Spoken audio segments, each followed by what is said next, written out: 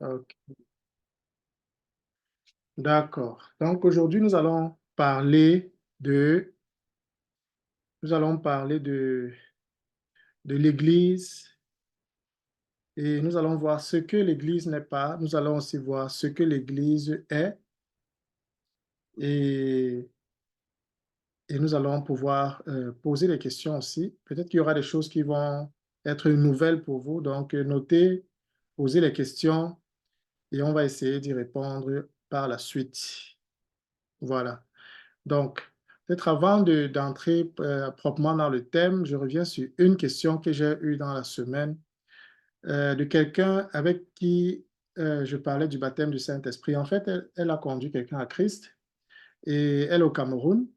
Et puis, cette personne était à l'église presbytérienne, et puis la personne en question était en train de donner un message et elle était en train de lire son message. Et quand j'ai vu, elle m'a envoyé la vidéo et quand j'ai vu la vidéo, je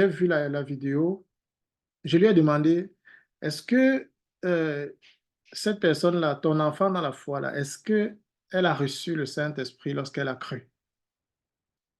Et elle était surprise par ma question. Elle était surprise par ma question et ça a amené un tas de discussions sur le baptême du Saint-Esprit à nouveau. Quand est-ce qu'on reçoit le baptême du Saint-Esprit? Quand est-ce qu'on reçoit le Saint-Esprit, si on veut dire ça comme ça là? Et, et puis, je l'ai juste rappelé euh, ce détail-là qu'on a vu la dernière fois en ce qui concerne le Saint-Esprit. Quand on parle de Jésus, on dit que ils ont cru en Jésus, on dit croire en Jésus. Et quand on parle du Saint-Esprit, on dit recevoir le Saint-Esprit. La dernière fois, j'ai dit, aujourd'hui, on ne reçoit plus Jésus parce que Jésus est venu et ceux qui devaient le recevoir l'ont reçu. Certains l'ont rejeté. Et à ceux qui l'ont reçu, quand il est venu physiquement, il a donné le pouvoir de devenir enfant de Dieu. Mais après ça, dans Jean 14, il dit à ses disciples, il est préférable, il vous est avantageux que je m'en aille, parce que si je ne m'en vais pas, le Saint-Esprit ne pourra pas venir. Donc, et Jésus est parti. Et depuis qu'il est parti, il a envoyé le Saint-Esprit. Et aujourd'hui, la personne qu'on reçoit, c'est le Saint-Esprit. Donc, on croit en Jésus, mais on reçoit le Saint-Esprit. Et puis, elle m'a dit, mais pourquoi tu m'as posé cette question? Je lui ai dit, parce que quand j'ai vu la façon dont la fille lisait ses notes, et j'ai écouté pendant un moment, j'ai senti qu'il manque le Saint-Esprit. J'ai senti qu'il manquait le Saint-Esprit. Je lui ai dit, tu peux faire la différence quand tu entres dans une église morte, même de chrétiens, mais où il n'y a pas la vie du Saint-Esprit, et une église où tu arrives et il y a de vrais enfants de Dieu et il y a la vie du Saint-Esprit. Et j'ai dit, le Saint-Esprit fait la différence. Si tu regardes les apôtres à la Pentecôte, avant d'être remplis du Saint-Esprit, avant d'avoir reçu le Saint-Esprit, s'ils ne recevaient pas la puissance de Jésus directement, ils n'avaient pas grand-chose comme force, comme puissance pour annoncer l'Évangile. Mais après avoir reçu le baptême du Saint-Esprit, on n'avait pas besoin de leur dire, allez, faites comme ci, faites comme ça. On voit un mouvement qui se passe, on voit le Saint-Esprit en train d'agir, on voit les gens en train de bouger à gauche, à droite. Donc, je lui ai dit, quand tu écoutes quelqu'un, tu peux dire, là, il y a le Saint-Esprit. Il parle par l'Esprit. On sent qu'il y a une inspiration. On ressent quelque chose qui vient de Dieu. Et parfois, tu écoutes quelqu'un, il a cru en Jésus. Il est sauvé, mais il manque la puissance. Il manque la force du Saint-Esprit. Il manque la conviction du Saint-Esprit. Et tu peux discerner, tu peux lui demander, est-ce que tu as reçu le Saint-Esprit lorsque tu as cru? Donc, ayons cette habitude-là de demander aux gens, de challenger les gens avec ce genre de questions-là. Est-ce que tu as reçu le Saint-Esprit quand tu as cru? Est-ce que la personne que tu as fait disciple a reçu le Saint-Esprit lorsqu'elle a cru? Et il faut veiller à cela. Amen. Donc, je voulais juste faire un petit rappel. Ça nous rappelle juste la leçon, la dernière leçon que nous avons eue, c'était le baptême du Saint-Esprit. Et aujourd'hui, donc, nous allons parler de l'Église, de ce que l'Église n'est pas et de ce que l'Église est.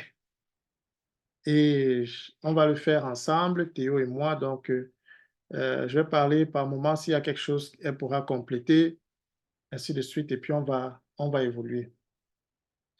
D'accord. Et comme d'habitude, notez les questions pour qu'on puisse les prendre après. Donc, pour éviter, puisque les sessions sont enregistrées, il vaudrait mieux garder les questions pour la fin. Mais vous pouvez les noter dans le chat déjà. Et puis, on va y répondre à la fin. D'accord, ça marche. OK, donc c'est quoi l'Église? Qu'est-ce que c'est que l'Église?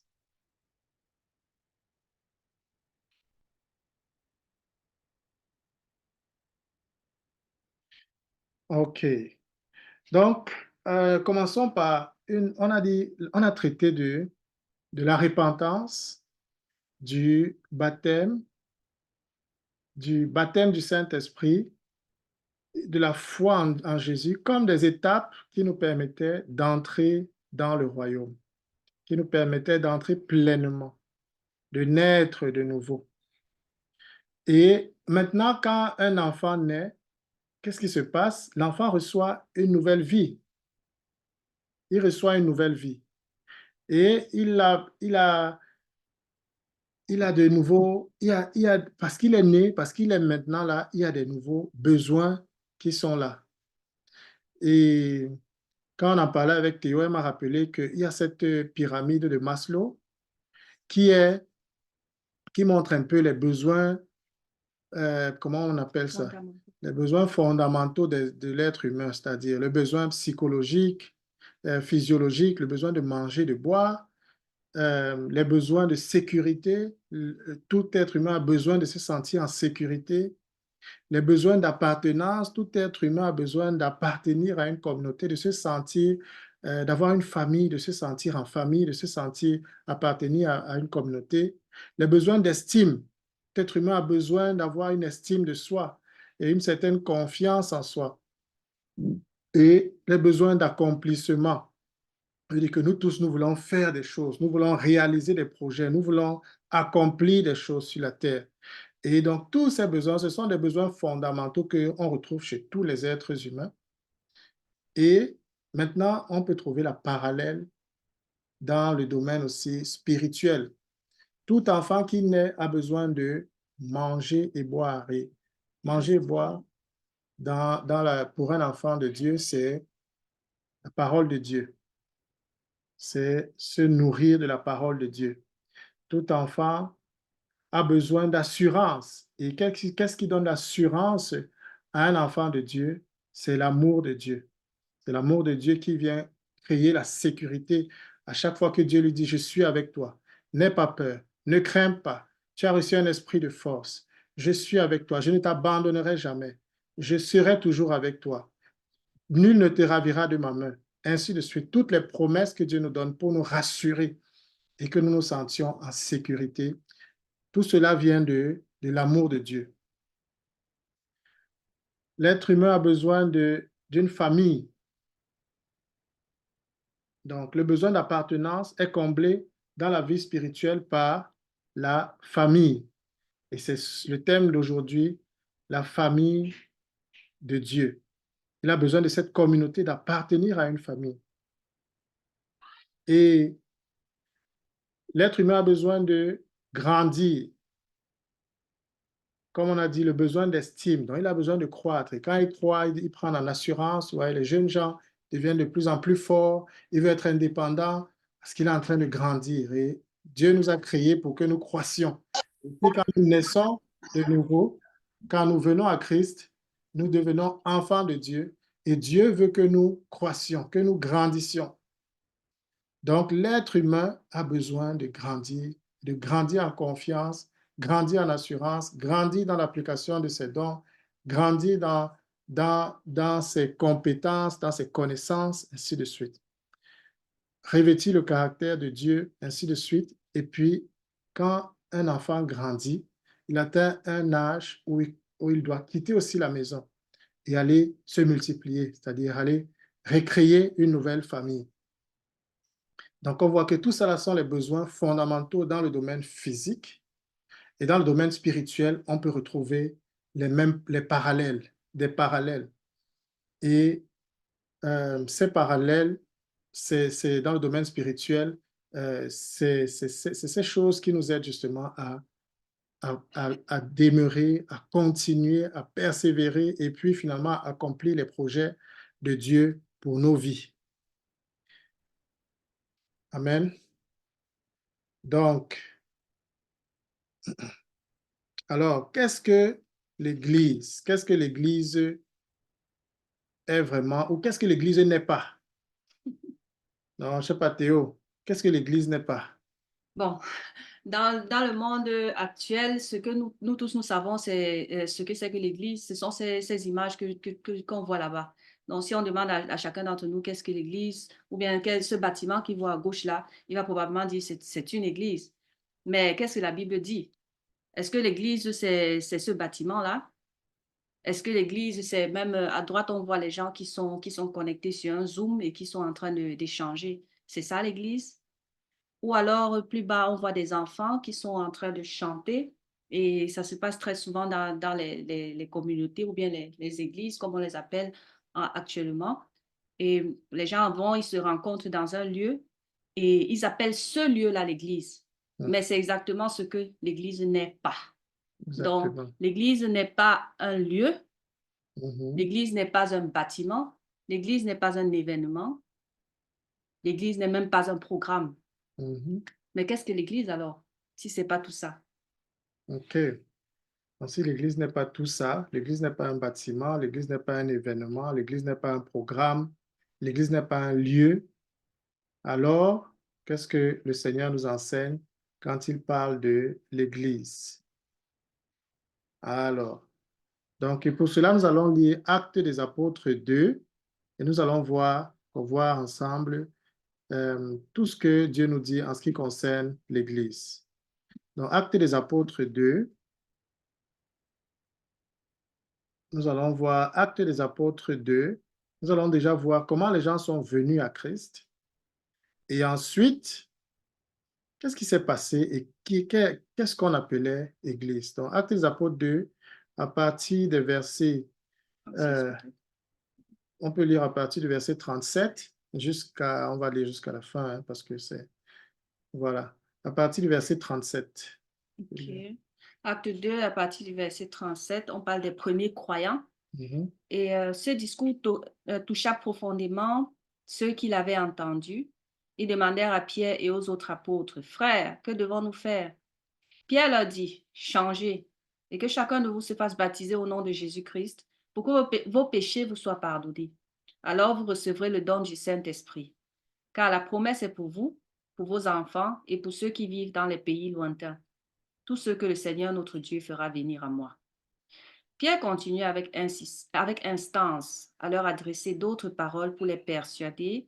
Il les encourageait, leur disant, Recevez le salut, séparez-vous de cette génération dévoyée. Ceux qui acceptèrent les paroles de Pierre se firent baptiser et, ce jour-là, environ 3000 personnes furent ajoutées au nombre des croyants. Dès lors, ils s'attachaient à écouter assidûment l'enseignement des apôtres, à vivre en communion les uns avec les autres, à rompre le pain et à prier ensemble. Tout le monde était très impressionné, car les apôtres accomplissaient beaucoup de prodiges et de signes miraculeux. Tous les croyants vivaient unis entre eux et partageaient tout ce qu'ils possédaient. Ils vendaient leurs propriétés et leurs biens et répartissaient l'argent entre tous, selon les besoins de chacun. Tous les jours, d'un commun accord, ils se retrouvaient dans la cour du temple. Ils rompaient le pain dans les maisons et prenaient leur repas dans la joie avec simplicité de cœur. Ils louaient Dieu et le peuple tout entier leur était favorable. mhm, Le Seigneur ajoutait chaque jour à leur communauté ceux qu'il sauvait. mhm. Amen. Amen. Dans un autre passage, on dit le Seigneur ajoutait chaque jour à l'Église ceux qui étaient sauvés. Alors, on voit ici comment est-ce que les premières personnes sont entrées dans ce qu'on appelait l'Église. Et on voit comment ce qu'on appelait l'Église ici, là, on voit que ce n'était pas un lieu, c'était une communauté de chrétiens. C'était des hommes. C'était des hommes.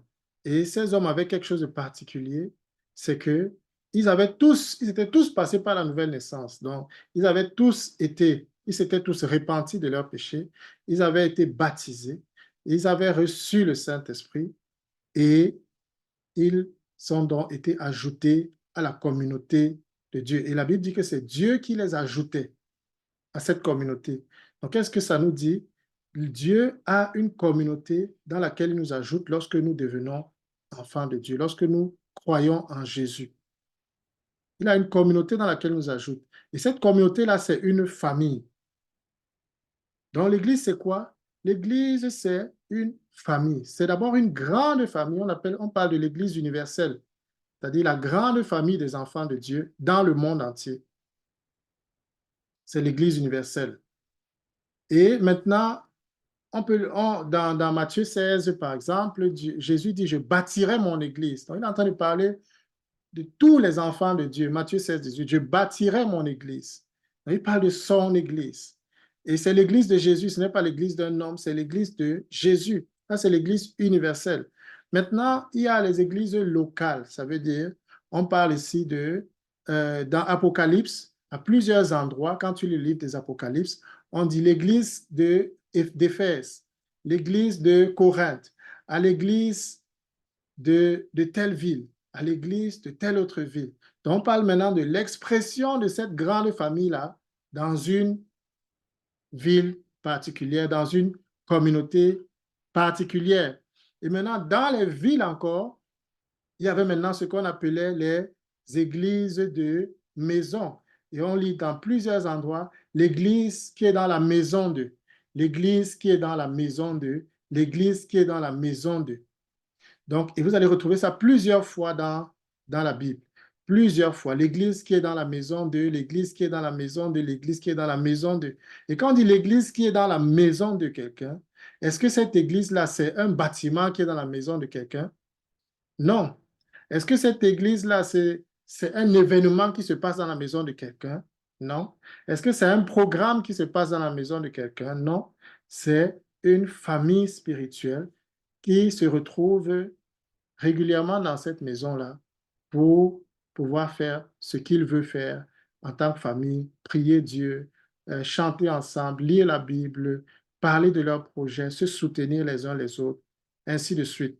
Et donc, c'est pour ça que vous voyez dans cette image, j'ai cherché une image pareille.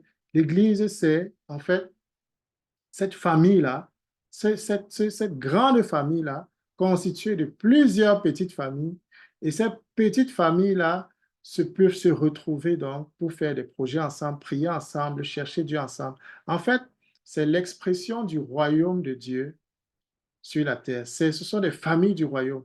C'est-à-dire, Dieu veut montrer son royaume sur la terre, et donc il fait quoi? Il agit dans les individus, il les forme en communauté, qu'ils soient des communautés du royaume, et puis ces personnes doivent maintenant exprimer ce que c'est que le royaume de Dieu. Ils doivent manifester la vie du royaume, ils doivent vivre les principes du royaume, et ils doivent démontrer la vie du royaume.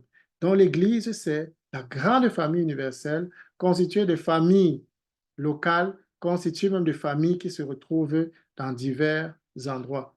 Nous allons continuer tout à l'heure. C'est ce que cette image nous montre encore. L'Église est constituée de quoi? Dans la Bible, toujours, Jésus nous dit que si quelqu'un quitte son père, sa mère, ses frères, ses sœurs, ses terres, il va retrouver au centuple, donc 100 fois, des frères, des sœurs, des mères, des pères, avec des persécutions. Donc l'Église, ce sont des relations. Ce sont des hommes qui sont en relation. L'Église, c'est une famille, là où il y a des pères, il y a des mères, il y a des frères, il y a des sœurs. Donc l'Église, ce n'est pas juste un rassemblement de personnes qui ne s'aiment pas. C'est le rassemblement de la famille de Jésus. C'est une communauté des enfants de Jésus, des enfants de Dieu, et qui se rassemblent pour vivre ensemble la vie de Jésus, exprimer ensemble les commandements de Jésus, marcher ensemble, démontrer ensemble les commandements de Jésus. Et qui est le chef de l'Église? Nous avons lu tout à l'heure, c'est Jésus-Christ qui est le chef suprême. C'est comme dans nos familles, dans les familles africaines, on dit souvent le chef de la famille. Chaque famille Chaque famille, il y a la grande famille et puis la grande famille est constituée de petites familles. Et parfois, on dit, voilà le chef de la grande famille telle. Et Jésus est le chef de la grande famille chrétienne, de toute l'Église. C'est lui le chef suprême. Mais dans cette grande famille chrétienne, il a donné des pères, des mères, des frères, des sœurs. Et quelqu'un avait dit, il ne nous a pas donné les cousins, les cousines. Parce que cousin, cousine, ça montre déjà un peu l'éloignement. Il nous a donné des frères et des sœurs pour qu'on sache que le rapport doit être assez proche les uns avec les autres. Le rapport doit être comme quand tu penses à ton propre frère, à ta propre sœur. C'est ainsi que Dieu veut que sa famille... Et Jésus a dit, à ceux-ci tous connaîtront que vous êtes mes disciples, si vous avez de l'amour les uns pour les autres. Donc, on va savoir que vous êtes véritablement les disciples de Jésus si vous avez de l'amour les uns pour les autres. Si vous avez de l'amour les uns pour les autres. C'est à ça qu'on connaît qui est disciple de Jésus, qui n'est pas disciple de Jésus. L'amour pour les frères. On peut aussi connaître qui est véritablement né de nouveau, qui n'est pas véritablement né de nouveau, à l'amour qu'il manifeste pour les frères. C'est signe qui démontre que nous sommes véritablement disciples ou pas. Lorsque nous aimons les enfants de Dieu, lorsque nous aimons la famille de Dieu, parce que le Saint-Esprit en nous vient déverser l'amour. Donc, quand le Saint-Esprit vient, l'une des choses que le Saint-Esprit fait, c'est de verser l'amour de Dieu dans nos cœurs pour sa famille, pour sa maison, pour ses choses, pour lui-même. Donc, une personne qui dit « je suis chrétien », mais qui vit seul, qui se sépare des autres, qui vit dans l'individualisme, il est en train de régner en réalité le véritable message de l'Évangile. Jésus nous a sauvés pour nous donner des familles, pour nous mettre dans des familles et pour que nous soyons des sœurs d'autres personnes, des frères de d'autres personnes. Et pour que dans cette famille, nous puissions nous soutenir, nous puissions nous entraider, nous puissions nous fortifier, ainsi de suite. Donc la famille est constituée de frères, de sœurs, de pères, de mères. La famille est constituée de serviteurs. Dans la famille de Dieu, il y a des personnes qui sont maintenant censées être des personnes qui vont équiper d'autres personnes. C'est là on parle de ministère. Ce sont des personnes qui sont censées nous faire grandir dans divers domaines. Les prophètes qui sont des serviteurs de Dieu vont nous faire grandir dans l'écoute de Dieu, dans la sensibilité au Saint-Esprit. Les pasteurs vont nous faire grandir dans le fait de prendre soin les uns des autres. Les apôtres vont nous faire grandir dans le fait d'amener le royaume dans les zones où elles ne sont pas implantées. Les évangélistes vont nous faire grandir dans le fait de témoigner de Jésus. Les docteurs de la parole vont nous faire grandir dans le fait de nous approfondir dans la parole de Dieu, de comprendre davantage la parole de Dieu. Donc l'Église a des pères, des mères, des gens qui veillent, comme on les appelle parfois les anciens de l'Église. Et l'Église a des serviteurs, des gens qui sont là pour équiper l'Église, pour donner des outils aux enfants de Dieu afin qu'ils soient efficaces pour Jésus, afin qu'ils croissent sainement. Et l'Église est constituée aussi de diverses générations. Dans l'Église, il y a des enfants, il y a des parents, il y a des grands-parents, il y a des grands-pères. Donc, l'Église est multigénérationnelle et multi-ethnique. Donc, des frères, des sœurs et avec des frères, des sœurs, des enfants, des terres avec des persécutions. Donc, on dit Marc 10, c'est dans Marc 10 qu'il dit ça. Je vais vous lire.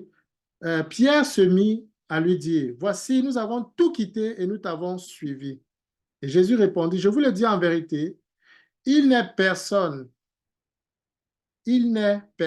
qui ayant quitté à cause de moi et à cause de la bonne nouvelle, sa maison, ses frères, ses sœurs, sa mère, son père ou ses enfants ou ses terres, ne reçoivent au centuple présentement dans ce siècle-ci des maisons, des frères, des sœurs, des mères, des enfants et des terres avec des persécutions, et dans le siècle à venir, la vie éternelle. Donc, nous reçoivons au centuple des frères, des mères, des pères, des sœurs. Donc, si nous ne voyons pas l'Église comme ça, comme une famille, nous n'allons pas vraiment vivre l'Église. Si nous voyons l'Église comme un événement, nous allons seulement partir dans une rencontre, mais après la rencontre, nous ne saluons plus les gens, nous ne cherchons plus les gens, nous ne nous soucions plus des gens. Si nous voyons l'Église comme un programme, nous allons partir de programme en programme, mais nous n'aurons pas la famille. Si nous voyons l'Église comme un lieu, nous allons seulement vivre, être chrétiens le dimanche parce que nous allons quelque part. C'est là-bas où nous nous habillons différemment. C'est là-bas où ce jour-là, nous sommes saints. Ce jour-là, nous sommes pieux. Mais le reste des jours, nous vivons comme si Dieu n'était pas dans nos vies. Mais si nous comprenons que nous sommes une famille, l'Église, c'est nous. L'Église, ce sont les hommes.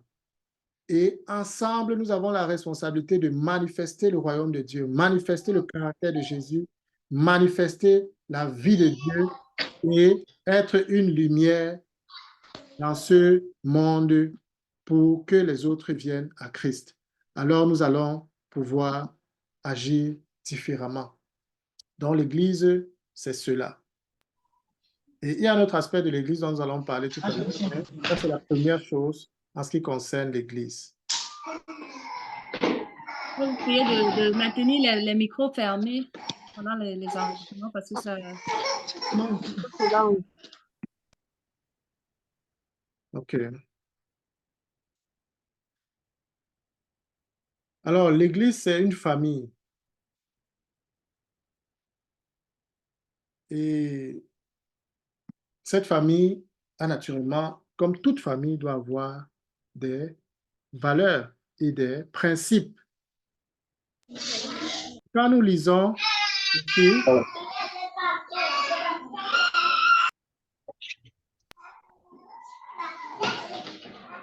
Peut-être la modération aussi à quelqu'un pour couper, ne pas vous couper. OK. Donc, quand nous lisons, nous avons besoin de... Oui, oui. S'il vous plaît, laissez le micro fermé, s'il vous plaît. Merci. OK. Donc, où est-ce que j'étais? Sur les valeurs et les principes. L'Église a parce qu'étant une famille, comme chaque famille a des valeurs et chaque famille a des principes. Chaque famille a des valeurs et chaque famille a des principes. Donc, et les valeurs, les principes de la famille spirituelle, de l'Église, d'une famille, dans une expression de la famille de Dieu quelque part, la famille de Dieu, c'est quoi par exemple? On peut lire ça dans les actes qu'on a lus tout à l'heure. On dit que l'Église, ils prenaient soin les uns des autres. Ils se préoccupaient les uns des autres. Vraiment, désolé, on ne sait pas qui, tout le temps en train d'ouvrir le micro et ça crée vraiment... C'est l'orphelinat. S'il vous plaît, le micro de l'orphelinat doit rester fermé.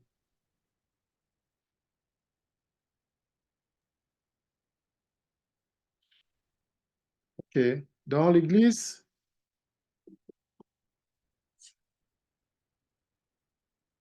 OK, on revient. L'Église, c'est donc, a des valeurs, a des principes et des valeurs qu'elle vit. Comme chaque famille doit avoir ses principes et ses valeurs. Donc, l'Église aussi a ses principes. L'une des premières choses que nous lisons dans Acte 2, c'est qu'ils prenaient soin les uns des autres. Ils avaient, on peut peut-être résumer ces principes-là en moins sur cinq choses qui sont le fait qu'ils prenaient soin les uns des autres. Ils avaient de l'affection, ils étaient prêts à vendre leur maison pour pouvoir subvenir aux besoins des autres. Ils avaient une véritable affection. Ils se souciaient les uns des autres, ils avaient de l'affection les uns pour les autres. Ils se rassemblaient régulièrement. Donc, il cherchait, c'était la relation. C'était pas l'individualisme, chacun chez soi, chacun pour soi. On s'en fout de comment va l'autre, on s'en fout de ce que l'autre vit. Mais on se cherchait, les gens se cherchaient. On dit qu'ils vivaient de maison en maison afin de pouvoir être proches les uns des autres. Et ils se rencontraient chaque jour, chaque jour, chaque jour. Donc, il y avait vraiment des relations. Il y avait vraiment des relations qui étaient là. Donc, ils s'assemblaient. Et au-delà de s'assembler encore, on dit qu'ils prenaient des repas ensemble, ils prenaient la scène ensemble, ils mangeaient ensemble. Donc, et pour eux, c'était des choses importantes. Ils prenaient la scène du Seigneur, ils faisaient des repas ensemble, ainsi de suite. Et une autre chose, ils sortaient ensemble pour évangéliser. Ils essayaient d'atteindre d'autres personnes ensemble. Donc, l'Église vivait des rythmes, avait ses principes. Et comme on dit, comme chaque famille doit avoir ses principes, ses valeurs, il avait aussi des valeurs. Qu'est-ce qui est? Ils vivent dans la sainteté. Ils poursuivent l'amour. Ils avaient des valeurs qu'ils chérissaient et qui devaient être des valeurs vécues au milieu d'eux et qui devaient être des valeurs vraiment élevées au milieu d'eux. Et si vous arrivez dans une famille où on ne connaît pas les valeurs, où la famille n'a pas véritablement de valeurs qu'elle vive, vous allez trouver le désordre. Chacun fait ce qu'il veut et il n'y a pas d'autorité. Il y a rien on ne dit rien à personne. Et si on arrive, on ne peut pas vraiment savoir qu'est-ce que les gens s'y valorisent. On aura l'impression d'un laisser-aller. Mais si vous arrivez quelque part où des gens connaissent leurs valeurs, ils ont défini leurs valeurs, ils ont des principes de vie, alors vous ne verrez pas les gens faire n'importe quoi.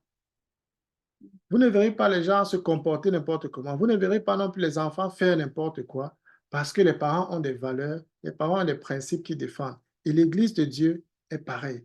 Dieu nous a donné sa parole. Dieu nous a donné ses commandements. Dieu nous a donné ses promesses. Dieu nous a donné plein de choses dans sa parole qui constituent, qui sont pour nous la constitution du royaume de Dieu, qui sont pour nous les règles de vie des chrétiens qui appartiennent au royaume de Dieu. Et donc, lorsque une personne brise ces règles-là, il y a donc la discipline. Tout comme dans une famille, lorsqu'un enfant ne fait pas ce que les parents ont dit, ne respecte pas les valeurs de la famille, il y a la discipline qui s'applique à cet enfant. De la même manière, dans la famille spirituelle, il y a aussi la discipline. Si un chrétien vit et de manière consciente contre les valeurs de Dieu, contre les principes que Dieu nous enseigne dans sa parole, alors la Bible dit qu'il doit passer à la discipline. On doit le discipliner. S'il n'y a pas de discipline, l'Église doit exercer son autorité. Et l'Église a l'autorité de lier et de délier, de déclarer quelqu'un païen et de le garder et de déclarer ensemble qu'il est pardonné, qu'il est enfant de Dieu. L'Église a cette autorité de Dieu de rendre la discipline dans son milieu, au milieu d'elle-même. Donc, et dans l'image, vous voyez peut-être quelqu'un qui a peut-être vécu une situation et qui vient peut-être exprimer, confesser son péché. Et dans la parole de Dieu, quand tu ne confessais pas ton péché, il y avait des disciplines. On pouvait même t'exmatriculer. Ça veut dire que, je dis exmatriculer, t'excommunier. J'ai toujours la pensée d'un étudiant. T'excommunier. Ça veut dire qu'on te retire du milieu des chrétiens, on déclare que tu n'appartiens plus à la communauté des frères. Et la Bible dit que ne saluez même pas une telle personne qui, se disant chrétien, vit encore dans les péchés dont Dieu nous a sortis. Donc, on voit qu'il y a une discipline. Et le but n'étant pas de le perdre, ou bien d'être religieux, ou bien de se mettre au-dessus de lui, d'avoir de l'orgueil, ainsi de suite. Le but, c'est qu'il reconnaisse ses fautes, il voit qu'il est en train de mal faire, qu'il est en train de donner un mauvais exemple à l'Église, il est en train de donner de mauvaises valeurs, de communiquer de mauvaises valeurs, il n'est pas en train de représenter le Seigneur qui l'a sauvé, et qu'il puisse se repentir à un moment que non, je suis vraiment en train de mal faire, il faudrait que je revienne à Jésus. Je dois revenir à la communauté des chrétiens. Donc, l'Église a des principes, l'Église a des valeurs qu'elle défend, l'Église a aussi la discipline, parce que l'Église, c'est une famille. L'Église n'est pas qu'une famille, l'Église c'est aussi une armée. L'Église c'est aussi une armée. Donc, comme nous avons parlé de la discipline en ce qui concerne la famille, nous avons parlé de la discipline, mais l'Église n'a pas que ce côté d'être cette famille, mais l'Église aussi ce côté d'être une armée. Mais peut-être avant, il y a un détail que j'ai omis, et ça, c'est Théo qui m'en parlait en journée. Hmm. Ah, ok. C'est vrai qu'il y a des personnes qui disent, bon, je Mhm, crois et je vis ma foi tout seul. Je vis ma foi tout seul dans mon coin. Et ma foi n'est pas obligée d'être publique. Tout le monde n'est pas obligé de savoir en qui est-ce que je crois ou bien que je crois. Et ça, c'est une erreur parce que, comme on a vu là, l'Église, c'est une famille.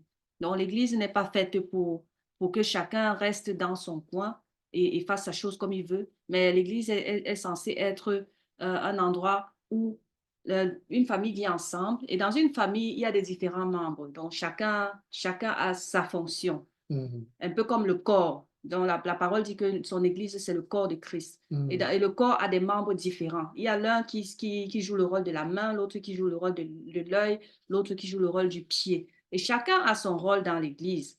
Et si une personne décide qu'elle s'éloigne, qu'elle s'isole, ça veut dire qu'elle n'est pas en train de jouer son rôle, déjà mhm, pour l'Église et même pour elle, parce qu'on a besoin, nous avons besoin les uns des autres. mhm. Donc, elle a besoin de grandir et de servir, de grandir, de recevoir des autres, mais elle a aussi besoin de donner. Ouais, Donc, chaque membre de l'Église a ce rôle-là. Je viens pour donner, mais je reçois aussi des autres. Donc, mhm, c'est ce qu'on dit, on a besoin des uns des autres et on est un corps. Donc, ça, on ne peut pas vivre une foi saine en s'isolant.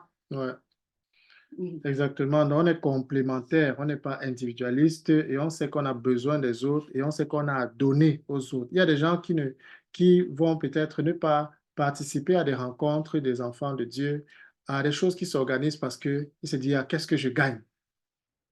Mais ça, c'est un bébé spirituel qui pense comme ça. Qu'est-ce que je gagne? Parce que le bébé spirituel pense seulement à ce qu'il reçoit. Mais plus tu grandis, plus tu sais que l'Église n'est pas faite seulement pour apprendre, mais l'Église est faite aussi pour donner. Il y a chacun d'entre nous, Dieu a donné des dons. Ta façon de parler, ta présence peut être un encouragement pour quelqu'un d'autre. Pendant que tu es là, Dieu peut t'utiliser pour bénir les autres. Donc l'Église compte sur toi, l'Église compte sur moi pour que ensemble nous puissions grandir. Donc ta présence n'est pas égale à ton absence. Quand tu es là, il y a une différence. Quand tu es là, Dieu dit tu es à ta place parce que tu occupes ta place dans la famille, en tant que frère, en tant que sœur.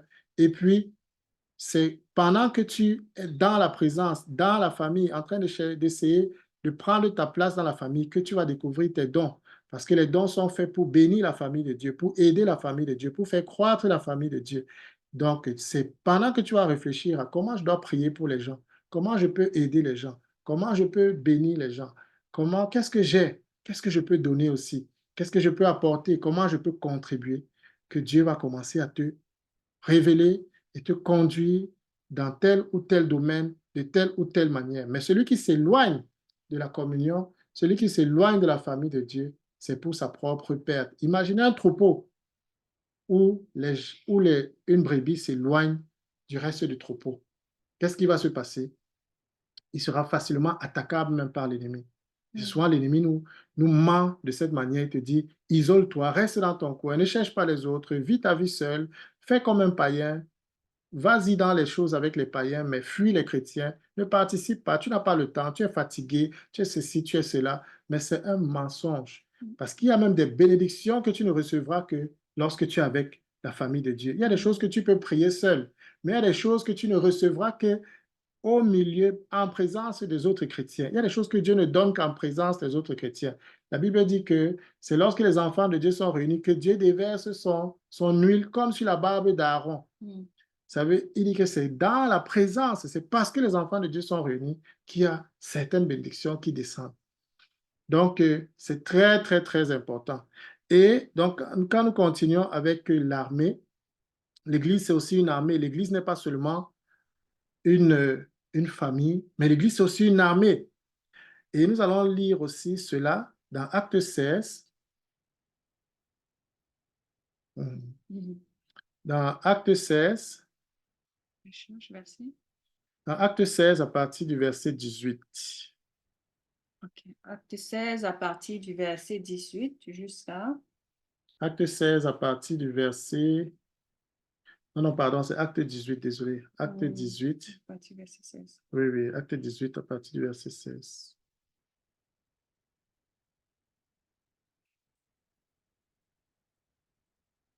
Acte 18.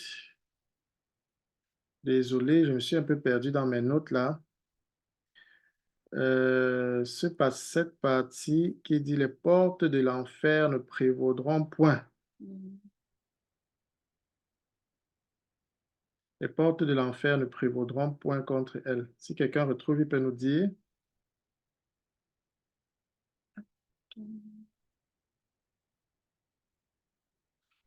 Non, je crois que c'est Matthieu, pardon, désolé, c'est ça. Matthieu 16, 18. Matthieu 16 et 18. J'étais vraiment loin. Matthieu 16 à partir du verset 18.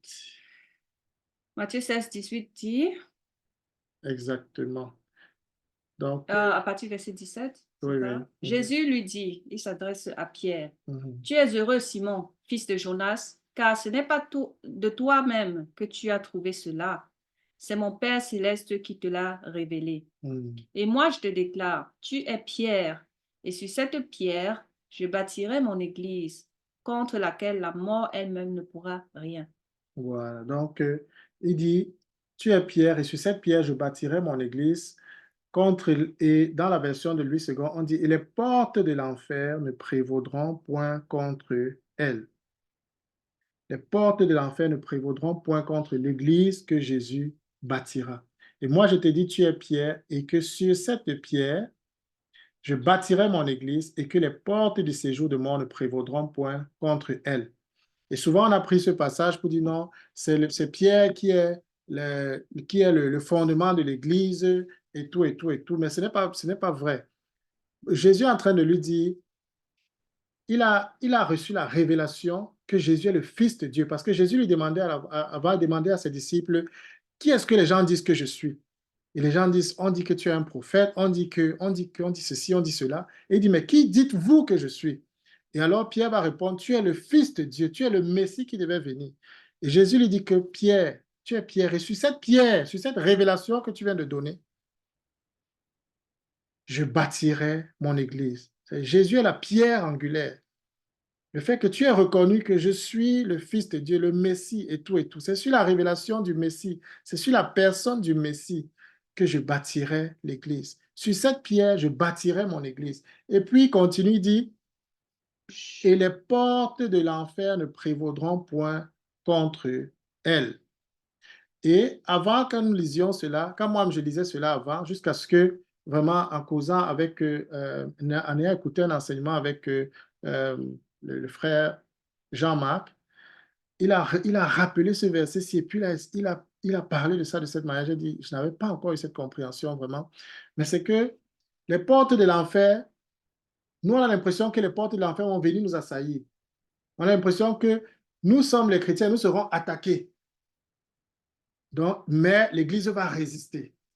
Mais ici, ce n'est pas ce qui se passe en fait. C'est que les portes de l'enfer, ça veut dire nous sommes une armée qui allons aller pour délivrer les gens de l'enfer, qui allons aller pour reprendre les territoires que l'ennemi avait accaparés. Nous allons aller pour délivrer les gens de leurs démons, délivrer les gens des maladies, délivrer les gens des malédictions. Nous sommes l'armée de Dieu conquérante qui allons là où les ténèbres ont régné pour déclarer le royaume de Dieu.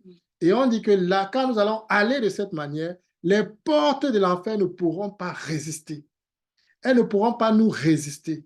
Parce que nous sommes une armée victorieuse, parce que nous allons avec la victoire de Jésus. Et donc, de la même manière que si une famille n'exerce pas l'autorité, comme nous avons dit, elle n'exerce pas l'autorité, il y aura l'indiscipline dans la famille. Les enfants vont faire ce qu'ils veulent. Et il y aura des portes ouvertes même pour l'ennemi. De la même manière, si l'Église n'exerce pas l'autorité dans les régions dans lesquelles elle est implantée, alors l'ennemi va faire des dégâts. Nous allons marcher dans nos quartiers et nous allons voir comment l'ennemi fait des dégâts. Nous allons voir des situations de misère autour de nous. Nous allons voir des situations, des situations difficiles autour de nous. Nous allons voir des situations de pauvreté. Nous allons voir des dépressions. Nous allons voir toutes sortes de difficultés. Et si nous ne sommes pas de ceux qui exercent, si nous ne comprenons pas que l'Église est l'autorité de Dieu sur la terre, la colonne et l'appui de la vérité, et c'est à nous que Dieu a donné l'autorité pour déclarer son règne, là où les ténèbres règnent, nous allons rester endormis. Nous allons voir l'ennemi gagner du terrain dans nos familles. Nous n'allons pas prier. Nous n'allons pas déclarer la volonté de Dieu. Nous n'allons pas déclarer le règne de Dieu. Et qu'est-ce qui va se passer? Nous allons voir des familles qui se perdent de plus en plus, qui se plongent de plus en plus dans le mal, qui se plongent de plus en plus dans le négatif, dans les mauvaises choses, dans les mauvaises pratiques. Mais l'Église est la lumière du monde. L'Église est le sel de cette terre. L'Église est le représentant du royaume de Dieu. L'Église est la famille qui a appelé, l'armée qui a appelé à déclarer et à prendre possession des territoires qui étaient jadis, que l'ennemi avait jadis conquis et là où il a mené sa destruction. Donc, si l'Église ne prend pas son rôle, l'Église ne prend pas son rôle au sérieux, et l'Église, c'est nous. Quand je dis l'Église, ne pense pas à un bâtiment, pense à toi et tes frères. Pense à toi et ta famille spirituelle. Si vous ne prenez pas autorité dans la ville, dans le quartier, dans vos familles, si nous ne prenons pas autorité, nous allons laisser l'autorité à l'ennemi et ne serons pas surpris des dégâts qui vont se passer. Donc, nous sommes appelés à être une église triomphante. Nous sommes appelés à être de ceux qui vont aller. Nous sommes appelés à être de ceux qui vont conquérir. Donc, nous sommes l'église de Dieu. Nous sommes l'armée de Dieu sur la terre. Et quand nous sommes donc équipés, c'est pour être cette armée conquérante. Quand nous marchons dans les principes de Dieu, c'est pour avoir la force de Dieu. L'intégrité nous redonne la force. Quand nous savons que l'ennemi n'a aucun accès dans nos vies, il ne peut pas venir nous condamner, il ne peut pas venir nous accuser. Ça nous donne l'assurance d'aller dans son camp. Mais si tu ne marches pas dans les principes de Dieu, tu ne marches pas dans la vie de Dieu, tu auras même peur d'aller dans son camp parce que tu vas te dire, il connaît mes secrets. Il sait que je ne suis pas, je vis une vie double. Il sait que je ne marche pas dans les principes de Dieu. Il sait. Donc, l'Église, c'est l'armée de Dieu. L'Église, c'est la famille, mais l'Église, c'est aussi l'armée. On est préparé pour aller conquérir. On est préparé pour aller conquérir des territoires. C'est l'image de Josué quand il devait amener le peuple d'Israël à Canaan. Il y avait des géants à Canaan. Il y avait toutes sortes de géants. Mais Dieu les avait dit, allez conquérir, allez occuper, allez prendre ces territoires. Allez. Et à qui est-ce que Dieu a encore dit allez? Il a dit allez à l'Église. Allez et faites de toutes les nations les disciples. Allez dans tous les domaines. Allez dans les domaines éducatifs. Allez dans les domaines ceci pour manifester la puissance de Dieu, pour montrer la lumière de Dieu. Allez dans les domaines. Allez quand vous allez au travail. Sachez que vous êtes représentants d'un royaume. La Bible nous appelle des ambassadeurs. Allez avec la force de Dieu. Allez pour être conquérants dans vos familles. N'ayez pas peur des gens dans vos familles. Quand vous êtes là, vous êtes avec le royaume. Il y a tout un royaume qui vous supporte. C'est pour ça que Jésus dit que quand les chrétiens se tiennent devant les autorités, ils ne doivent pas avoir peur parce que le Saint-Esprit, à ce moment-là, va leur donner les paroles qu'ils doivent dire. Donc, quand tu te tiens dans ta famille, tu dois savoir que tu es une autorité. Tu es une autorité. Tu es le représentant de quelqu'un. Tu es le représentant de Jésus. Parle comme un représentant de Jésus. Dis des choses comme un représentant de Jésus. Les portes des ténèbres ne prévaudront point contre nous. Tout ce qu'ils peuvent faire, quand ils ont tué, c'est qu'ils peuvent tuer notre corps. Mais l'Esprit de Jésus en nous va continuer d'agir avec d'autres. Nous aurons accompli notre mission. Nous aurons dérangé, détruit les forteresses de l'ennemi et les autres vont continuer à attaquer et prendre, récupérer les territoires. C'est pour ça que la Bible nous demande de prier, que ton règne vienne, que ta volonté se fasse. Mais il ne le dit pas à des personnes qui ont peur. Il ne dit pas soyez poltrons, ayez peur du dehors, ayez peur des ténèbres, ayez peur. Non, nous avons reçu l'autorité de Dieu. Nous avons l'Esprit de Dieu. Celui qui est en moi est plus fort que celui qui est dans le monde. L'Esprit de Dieu, c'est un esprit de force, d'amour, de sagesse. C'est un esprit conquérant. Nous devons être des êtres conquérants. Nous ne devons pas nous laisser détruire par les forteresses, par les circonstances de la vie. Nous sommes une armée. Et la Bible dit que qui est-ce qui est envoyé dans l'armée sans que son pays ne prenne soin de lui? Nous en avons parlé encore récemment. Quel soldat va en guerre sans que son pays ne décide de prendre soin de sa nourriture, prendre soin de son vêtement, prendre soin de sa famille qui est restée? Faisons les œuvres de Dieu. Soyons les ouvriers dans la moisson.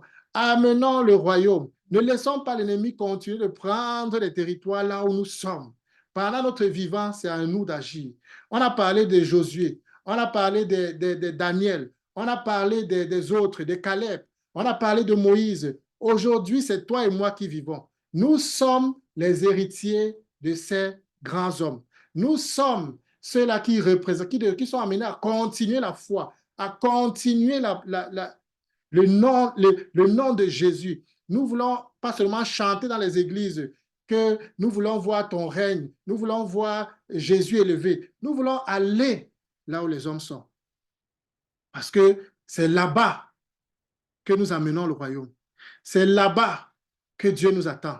C'est là-bas que Dieu veut faire des choses. C'est là-bas que Dieu veut susciter, que Dieu veut manifester sa puissance. C'est là-bas que Dieu veut agir. C'est quand nous attaquons à la dépression, nous attaquons à la pauvreté, nous attaquons à ceci. Nous allons dans ce domaine, nous disons, nous allons détruire les œuvres de l'ennemi. Parce que le Fils de l'homme est venu pour détruire les œuvres des ténèbres et pour sauver les hommes. Et nous sommes son armée, nous sommes ses pieds. Il n'est plus là. Mais nous sommes là. L'Église est là, remplie du Saint-Esprit. Alors Jésus nous envoie. Allez conquérir. Alléluia. Donc nous sommes l'armée de Dieu. C'est pour ça que quand tu deviens chrétien, il y a un combat dans ta vie parce que tu es désormais un potentiel soldat dans l'armée de Dieu. L'ennemi va essayer de te décourager. L'ennemi va essayer de te rendre inactif. Ne prie pas pour ta famille, ne prie pas pour tes amis, ne prie pas pour tes collègues, ne prie pas pour ton quartier, ne prie pas pour ta ville. Reste muet, reste un chrétien timide, reste un chrétien caché, reste un chrétien qui ne fait rien. Parce qu'il sait que si tu te lèves, si tu comprends la grâce de Dieu, si tu comprends l'Esprit de Dieu qui est en toi, l'onction de Dieu qui vit en toi, si tu comprends le Saint-Esprit dans ta vie, si tu comprends l'autorité que Dieu t'a donnée, que tu peux bénir et les choses seront bénies, que tu peux déclarer la vie et les choses auront la vie, que tu as l'autorité de Jésus avec toi, que tu as le nom de Jésus avec toi, alors il sait que tu vas faire des dégâts. Il sait que tu vas faire des dégâts et il sait qu'il ne pourra pas résister. Si en plus vous êtes soudés en tant qu'Église, vous combattez ensemble, vous combattez les uns pour les autres. Quand quelqu'un est blessé, vous le retirez, on le soigne, on le fortifie et on l'envoie encore dans la moisson. On l'envoie, on lui dit, vas-y, vas-y, vas-y. C'est là-bas qu'on va prêcher. C'est là-bas que Jésus va être Seigneur. C'est là-bas que Jésus va manifester sa gloire. Alors, on va voir les miracles, on va voir Dieu se manifester parce qu'on est en train de lui obéir et on est en train d'aller. Alléluia. Donc, nous sommes l'armée de Dieu. Ne néglige plus cet aspect. Ne négligeons plus en tant qu'Église cet aspect. Si vous êtes deux quelque part, vous pouvez vous asseoir, vous commencez à prier pour la région là.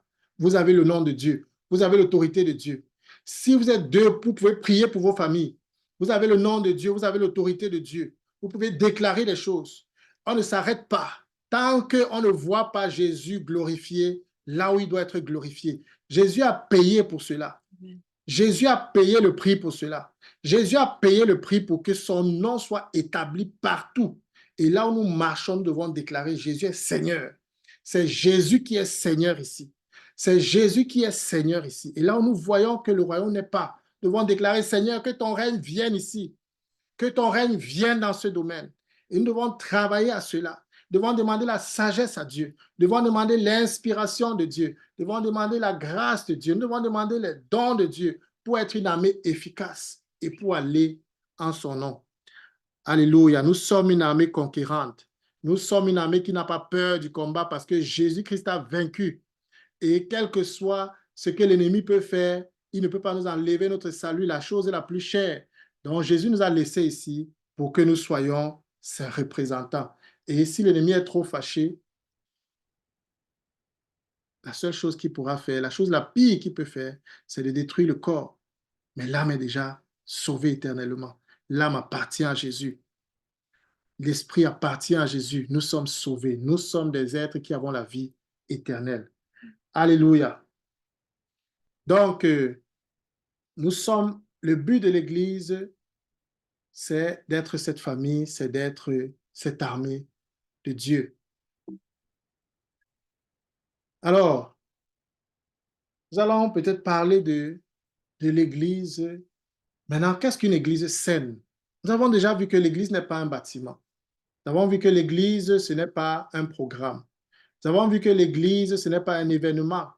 Nous avons vu que l'Église, ce n'est pas seulement, on dit que c'est tel pasteur, tel... Non, l'Église est la famille de Dieu, constituée d'hommes et de femmes, de frères, de sœurs, de gens qui sont en relation, qui ne se cherchent pas seulement le dimanche, mais qui vivent la vie chaque jour, qui ont le souci les uns les autres, qui veulent se rencontrer, qui veulent s'aimer, parce que Jésus leur a dit, aimez-vous les uns les autres, qui veulent pratiquer les commandements les uns les autres. Dans la Bible, il y a au moins 58 commandements, là où Jésus dit, là où Jésus parle des uns des autres, aimez-vous les uns les autres. Faites-vous du bien les uns les autres. Soyez bons les uns envers les autres. Priez les uns pour les autres. Accueillez-vous les uns les autres. Ainsi de suite. Au moins 58 de ces commandements. Ça ne peut pas être vécu seulement le dimanche. Ça ne peut pas être vécu seulement un jour dans la semaine. C'est parce que vous vivez une vie ensemble. C'est parce que vous vous souciez les uns des autres que vous pouvez vivre cette vie-là.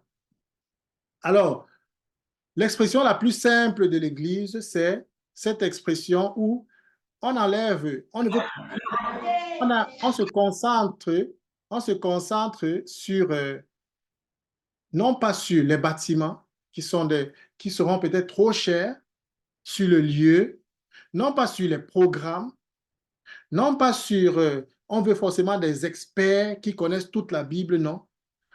Mais l'Église, c'est cette famille qui se concentre à aimer Dieu. Elle a Jésus comme roi, c'est-à-dire sont des enfants de Dieu. L'Église continue les personnes qui sont nées de Dieu, des enfants de Dieu. Et elle cherche à aimer Dieu. Elle cherche à grandir dans l'amour fraternel, à s'aimer les uns les autres et à faire des disciples. Si une communauté de chrétiens se rassemble avec le but de poursuivre cela, comment on va aimer Dieu davantage? On a Jésus au centre, on a le Saint-Esprit. Qu'est-ce qu'on va faire pour aimer Dieu davantage? Qu'est-ce qu'on va faire pour aimer, s'aimer les uns les autres, pour augmenter, grandir dans la communion fraternelle? Et qu'est-ce qu'on va faire pour faire des disciples? Alors, cette communauté-là va grandir en tant qu'Église et elle sera de plus en plus efficace pour le Seigneur. Et si l'une de ces choses manque, il y aura déséquilibre. Ça veut dire, si nous ne cherchons pas à grandir dans l'amour de Dieu, dans la crainte de Dieu, dans l'obéissance à Dieu, dans le fait d'adorer Dieu, dans le fait de passer du temps avec Dieu, nous allons voir que nous n'avons pas la force pour faire les autres choses. Mais si nous passons du temps à chanter, à faire des nuits de prière, à faire des louanges, mais quand nous sortons, nous ne pouvons pas, nous haïssons les uns les autres. Nous n'aimons pas, nous ne cherchons pas les autres, nous ne pardonnons pas, nous querellons, nous ne pouvons pas parler sans que ça devienne un problème. Alors nous ne sommes pas en train de pratiquer le second commandement de Dieu que Dieu nous a donné, de nous aimer les uns les autres. Mais Jésus a dit quoi? Le plus grand commandement, c'est aime le Seigneur ton Dieu de toute ta force, de toute ton âme et aime ton prochain comme toi-même, en commençant par la maison de Dieu, les enfants de Dieu. Donc voilà les deux commandements. Ce qui résume la loi et les prophètes, c'est l'amour de Dieu et l'amour du prochain. L'amour du prochain peut être divisé en une part l'amour des frères et puis maintenant l'amour pour les païens, pour leur âme, pour leur salut. Et c'est ce qui nous pousse à partir faire des disciples, ce qui nous pousse à sortir et aller vers eux. Donc, une église saine va pratiquer ces choses-là.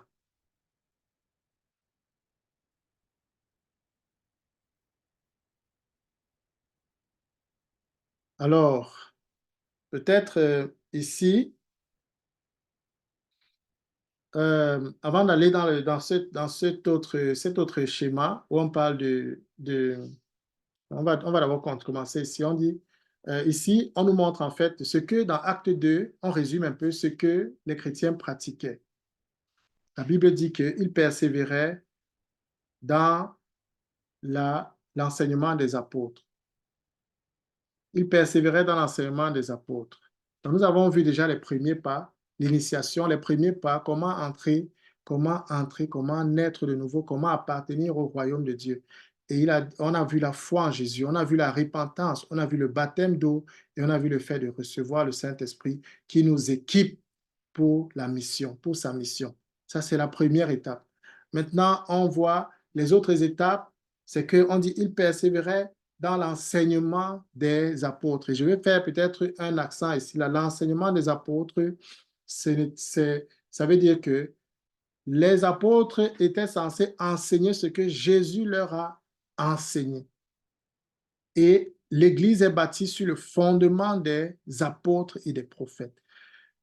Beaucoup de personnes, quand ils deviennent chrétiens, ils ne savent pas faire la différence entre les fondements des apôtres et les autres choses.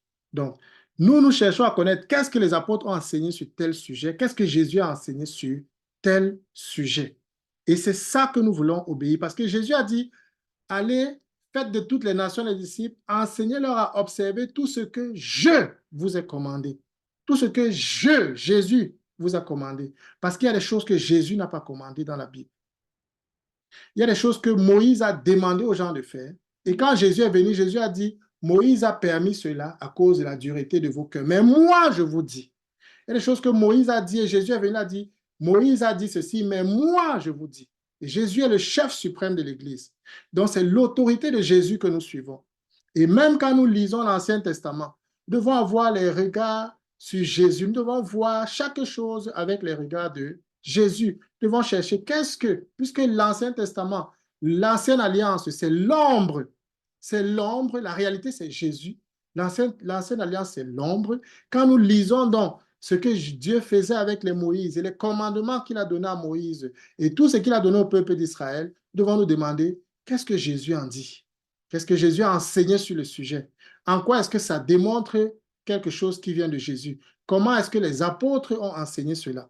Et parce que l'Église est bâtie sur le fondement des apôtres. L'Église est bâtie sur le fondement des apôtres et des prophètes. Donc, nous devons nous appliquer à cela, bien discerner, bien faire la différence. Sinon, qu'est-ce qui se passe? Vous allez voir des églises où les gens vont recommencer à reconstruire le système lévitique. Ça veut dire, ils vont chercher des lévites, ils vont dire ça là, ce sont les lévites, et ceux-ci, ce sont des prêtres, et ceux-ci vont recommencer à faire des classes. Ils vont dire ça, c'est le sacrificateur, ça, c'est les souverains sacrificateurs, il faut qu'on construise le temple. Mais quand tu comprends les enseignements des apôtres, les fondements des apôtres, tu sais que désormais, le temple n'est plus un lieu physique. Le temple, c'est nous qui sommes le temple de Dieu. Et il a dit, les vrais adorateurs n'adoreront plus à Jérusalem ou bien en Samarie, ils adoreront le Père en esprit et en vérité. Donc, vous voyez les différences.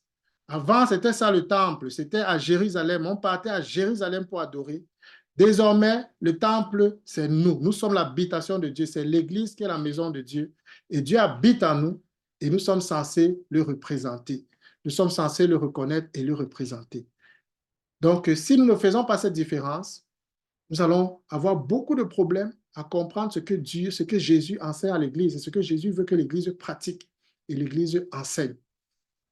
Donc, la communion fraternelle, le fait d'être ensemble, le fait de pratiquer les choses ensemble, de vivre ensemble, la fraction du pain, le fait de prendre la scène du Seigneur, le fait de partager ensemble le corps et le sang du Seigneur, comme il a dit en partant, en allant à la croix, il a dit, voici mon corps qui est donné pour vous, prenez-le et mangez. Voici mon sang qui est donné à la croix pour vous, prenez-le et buvez. Donc, ces choses sont des choses que nous devons pratiquer. Il a demandé à ses disciples de pratiquer cela. Et la prière, les disciples persévéraient dans les prières. Ils priaient beaucoup ensemble. On voit des signes et des miracles qui se passaient parce qu'il y avait l'amour fraternel vrai. Il y avait la crainte de Dieu qui était là. Il y avait la générosité. Ils donnaient, ils pratiquaient, ils étaient prêts à se livrer pour les autres. On lit ça dans Actes des Apôtres 2. Ils louaient Dieu ensemble. Et puis, ensemble aussi, ils travaillaient à faire des disciples, à se multiplier, à multiplier les disciples. Ils sortaient régulièrement pour aller annoncer l'évangile. Ils cherchaient régulièrement comment atteindre les autres. Ils envoyaient les gens vers des nations. Ils envoyaient les gens vers d'autres. Ils envoyaient les apôtres vers d'autres régions qui ne sont pas encore atteintes. Donc, une église saine, c'est une église qui va pratiquer ces choses. Elle va prier ensemble. Elle va d'abord accepter des gens qui sont repentis, qui ont mis leur foi en Jésus, qui sont fait baptiser comme faisant partie d'eux. Et elle va prier pour que ces personnes soient remplies du Saint-Esprit. Ensuite, ils vont persévérer dans l'enseignement des apôtres. Ils vont persévérer dans la communion fraternelle. Ils vont persévérer dans la fraction du pain. Ils vont persévérer dans les prières. Ce sont des pratiques qui vont rester chez eux, qui ce sont des valeurs pour eux. Il faut que nous soyons en train de vivre ça. Et il faut que nous soyons en train de grandir dans ces choses. Et ils vont récolter ces choses. La générosité va être manifeste. Ils vont partager. Il y aura du partage, partage de biens. Ils vont se soutenir les uns des autres, autant matériellement que dans les autres domaines, par la prière, par tous les moyens possibles que Dieu donne. Ils seront ensemble et ils vont louer ensemble. Ils vont faire des disciples ensemble et ils vont voir les signes et les prodiges au milieu d'eux. Dieu va apporter des guérisons, Dieu va apporter des délivrances, Dieu va accorder sa vie. Donc, quand une église est saine, une église pratique ces choses. Et quand une église n'est pas saine, nous allons voir certaines de ces choses vont manquer. Nous allons en reparler tout à l'heure à la fin de comment nous pouvons gérer ça. Alors, qui peut démarrer? Alors, où et quand se rencontre l'église? Bon, peut-être on va d'abord sur quand on a compris ce que c'est que l'église, comment est-ce qu'on démarre alors une église? Ça, c'est qui peut démarrer une église, tout simplement. Et selon la compréhension on a eue aujourd'hui, l'église, c'est toi, c'est moi, c'est cette communauté de personnes qui ont cru en Jésus et qui le servent et qui pratiquent toutes ces choses qu'on a dit tout à l'heure ensemble. Donc, qui peut alors démarrer une église? En fait, vu sur cet angle-là, on ne démarre pas une église proprement dit.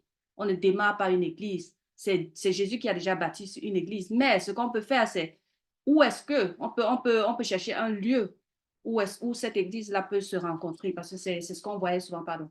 L'église qui se retrouve dans la maison de tel, l'église qui se retrouve à Corinthe.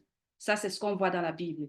Donc, on ne voit pas les gens qui créent la Bible, qui créent l'église, qui démarrent les églises. Et ça fait toute une différence. Ce qui fait que quand on sait que tout le monde, le fait que 2 ou 3 se réunissent, comme Dieu dit, là où 2 ou 3 sont réunis, je suis au milieu d'eux. Donc, 2 personnes peuvent déjà se retrouver dans leur chambre, dans leur salon, peu importe où, comme on voit là-bas dans un parc, et ils se mettent à prier ensemble, ils se mettent à louer Dieu, ils se mettent à étudier la parole. Et dans le parc, comme on voit la photo à gauche, en haut à gauche, plus haut, il peut être en train d'évangéliser parce que ça fait aussi partie, donc de partager l'évangile. Et aussi au milieu, on voit qui peut le faire, en fait, qui fait partie de cette église. Non seulement les hommes, mais aussi il y a des femmes, il y a aussi les enfants au milieu qui pourraient se retrouver dans leur école, dans leur cours de l'école et prier ensemble, comme on voit sur la photo du milieu. Et à l'orphelinat Nouvelle Destinée, il y a plusieurs enfants qui prient ensemble, qui pratiquent ces piliers de l'église-là. Donc, on pourrait dire l'église qui se retrouve à l'orphelinat Nouvelle Destinée. Exactement. L'église qui se retrouve à l'orphelinat Nouvelle Destinée, par exemple. Et puis, une église peut aussi se retrouver dans une famille. Ça peut être tout simplement une famille. Une famille, le père, la mère, les enfants, qui sont déjà une famille, mais maintenant qui font une famille spirituelle, avec tous ces aspects dont on a parlé là, qui prient les uns pour les autres, qui pratiquent l'amour, comme on a vu. Donc, il n'y a pas de limite. Quand on voit comme ça que nous sommes l'Église, il n'y a vraiment pas de limite. Ça veut dire qu'on peut l'Église peut se retrouver tout simplement partout. Ouais. Partout où il y a deux enfants de Dieu, on retrouve déjà l'Église de Dieu. Je voulais ajouter quelque chose. Exactement. Exactement. Donc, puisque l'Église a déjà été créée, Jésus a dit, je bâtirai mon Église. L'Église est née à la Pentecôte. Alors, et que nous sommes l'Église, alors il s'agit plutôt de comment est-ce que nous nous rassemblons. Comment est-ce que nous nous rassemblons pour commencer à pratiquer ces choses-là? Comment est-ce que nous nous rapprochons les uns des autres pour commencer à vivre, à exprimer ce que nous sommes déjà, l'Église que nous sommes déjà? Donc, la question n'est pas qui peut démarrer l'Église, la question est comment nous pouvons vivre en tant que l'Église dans les différents lieux où nous sommes implantés. Donc, on revient un slide. ouais.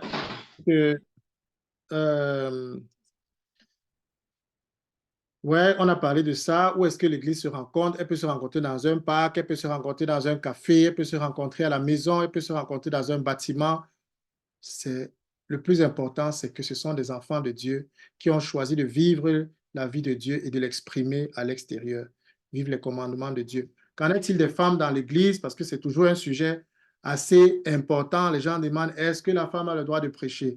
Qu'est-ce que la femme a le droit de faire? Qu'est-ce que la femme a le droit de faire? Alors, comme dans une famille, il y a le père, il y a la mère, il y a différents rôles dans les familles. De la même manière, dans la famille de Dieu, il y a différents rôles qui sont assignés aux uns et aux autres. Et pour cela, l'homme dans la famille naturelle, le père a son rôle, la mère a son rôle, et les deux se complètent et ils cherchent à évoluer. Mais il arrive que dans une famille, le père est décédé et la mère doit jouer en même temps le rôle du père et de la mère. Peut-être la mère n'est plus là et le père doit jouer le rôle du père et de la mère. Et ce qui se passe maintenant, c'est que naturellement, il y a des équilibres, mais le père, à un moment, pour un temps, ou bien la mère, pour un temps, doit essayer de jouer les rôles qui doivent être joués, qui doivent être couverts. Et c'est la même chose avec la famille de Dieu. Dans l'Église, Dieu a décidé que c'est l'homme qui est le représentant de Christ. Donc, et il a décidé, donc, il y a des rôles que l'homme doit prendre, comme celui d'enseigner, comme celui de gouverner l'Église. C'est l'homme qui devrait prendre ces rôles-là. C'est ce que la Bible nous enseigne. Quand on parle des anciens, on parle tous des anciens en tant que des hommes. Et on dit mari d'une seule femme, quand on parle des critères. Donc, il y a ces critères-là pour la gouvernance de l'Église, il y a ces critères-là peut-être pour enseigner, parce qu'on dit la femme ne doit pas prendre autorité sur l'homme. Donc, c'est l'homme qui devrait prendre les devants quand il s'agit d'enseigner. Mais maintenant, il peut arriver, la femme a la possibilité, la femme doit évangéliser comme tout le monde, la femme doit exhorter, la femme peut prophétiser, la femme peut enseigner les enfants, la femme peut enseigner d'autres femmes, la femme peut démarrer des études bibliques avec des chrétiens, avec des non-chrétiens, avec des hommes, avec des femmes. Mais s'il n'y a pas d'homme capable de gérer certaines choses, capable de prendre les devants, alors la femme va d'abord commencer à jouer ce rôle-là, tout en priant peut-être que Dieu accorde les ouvriers dans la moisson qui vont peut-être qui vont finalement récupérer ces rôles, qui sont des rôles que les hommes devraient occuper. Et pour un temps, parce qu'elle a le Saint-Esprit de Dieu et que le Saint-Esprit n'est pas masculin ou féminin, Dieu peut lui faire la grâce de gérer certaines choses, mais avec le but qu'à un moment peut-être, un homme puisse prendre et venir récupérer les rôles-là. Et elle, si c'est une femme soumise au Saint-Esprit, à un moment, elle sait que, voilà, il y a la possibilité de remettre les choses en ordre et elle va se retirer et elle va laisser la possibilité à l'homme de continuer à gérer. Tout comme dans le couple, dans la famille naturelle, on dit que voici le rôle de l'homme, voici le rôle de la femme, et mais vous vous complétez. De la même manière, dans la famille spirituelle, l'homme a des rôles, la femme a des rôles, mais ils se complètent et il peut arriver que la femme fasse certaines choses que normalement l'homme devrait faire, comme dans le cas, dans le livre des juges, on dit que Déborah était juge en Israël et un juge devait enseigner le peuple, un juge devait juger les litiges du peuple. Elle était prophétesse et elle enseignait le peuple. Et il y a un moment, il y avait la guerre. Achab devait aller en guerre et Israël devait aller en guerre. Et et tout le monde demandait à Déborah d'être celle-là qui devait aller parce qu'on voyait une femme de foi, une femme de feu. On disait que c'est toi qui dois conduire l'armée, c'est toi qui dois être devant. Mais elle ne voulait pas. Elle a préféré chercher le général qui était un homme de l'armée pour dire que toi, c'est toi qui dois te mettre devant. Mais lui-même, il avait peur. Il dit que non, mieux tu pars, tu te mets devant. C'est toi qui connais Dieu. C'est toi qui as l'esprit de Dieu. C'est toi qui connais diriger les choses. C'est toi qui as réussi, c'est toi. Mets-toi devant. Et elle va répondre à un moment que, mais si je me mets devant, sache qu'on va dire que c'est une femme qui a gagné la victoire. Et on ne va pas donner l'honneur, on ne va pas donner l'honneur à l'homme, on ne va pas te redonner l'honneur. Mais lui a préféré qu'elle prenne les devants. Et puis, elle a pris les devants. Mais vous voyez son attitude de cœur, c'est que oui, s'il y a une personne que normalement c'est toi qui devrais gérer cela, alors je te dis, vas-y, fais-le. Mais s'il n'y a pas la possibilité, et s'il faut que ça aille, ça avance, parce que le royaume de Dieu doit progresser. Les ouvriers, Dieu a besoin d'ouvriers dans la moisson. Si les hommes dorment, si les hommes sont en train de dormir sur leur laurier, Dieu va utiliser des femmes. La Bible parle des femmes messagères. Dieu va utiliser des femmes. Et il y a des femmes qui partent dans les villages où les hommes ne veulent pas aller. Il y a des femmes qui partent évangéliser dans les lieux où les hommes ne veulent pas aller. Dieu va les utiliser. Et Dieu va les utiliser avec son esprit. Et Dieu va leur donner la grâce de faire tout ce que l'homme pouvait faire. Et Dieu va les utiliser là-bas. Donc, il y a des rôles, c'est bien défini. Dieu voudrait que ça marche comme ça, mais ça ne marche pas toujours comme ça parce que parfois l'homme se désiste. Donc, c'est un appel aussi aux hommes. Prenons notre place d'hommes dans la famille, dans l'église. Parfois, il y a une église où vous voyez, c'est rempli de femmes. Les hommes ne veulent pas. Mais ce sont les mêmes hommes qui, après, sont prêts à venir dire que oh, la femme ne doit pas faire ci, la femme ne doit pas faire cela. Mais si on leur donne la responsabilité, on fuit. Ils vont fuir. Sachez que l'homme, il n'y a aucun homme qui est irremplaçable. Dieu va utiliser ceux qui se disposent. Dieu va utiliser ceux qui se disposent. Il a dit que si vous ne me priez pas, même les pierres vont me louer. Si vous ne me louez pas, même les pierres vont me louer. Dieu, il n'y a personne qui est indispensable. Nous sommes des serviteurs inutiles, mais qui avons la grâce de nous tenir et de servir le Dieu vivant et d'être ses représentants et de l'adorer. Donc, voilà en ce qui concerne le rôle des femmes dans l'Église. La femme, lève-toi, sois une Déborah, sois une Esther, prends ta place, fais des disciples, prêche l'Évangile, annonce, prie pour les gens. Les femmes ont le droit de baptiser, les femmes ont le droit d'imposer les mains pour que les gens soient remplis du Saint-Esprit. On le voit et Dieu le fait. Et Dieu le fait. Voilà. Et homme, lève-toi et prends ta place. Il y aura plus ce genre de discussion-là. Lève-toi et prends ta place dans l'Église. Amen. Amen. Donc, on va prendre peut-être un moment de questions, s'il y en a. Et après, on pourra faire ce petit exercice-ci pour ceux qui pourront encore. Donc, on va d'abord arrêter l'enregistrement et on va prendre les questions s'il y en a.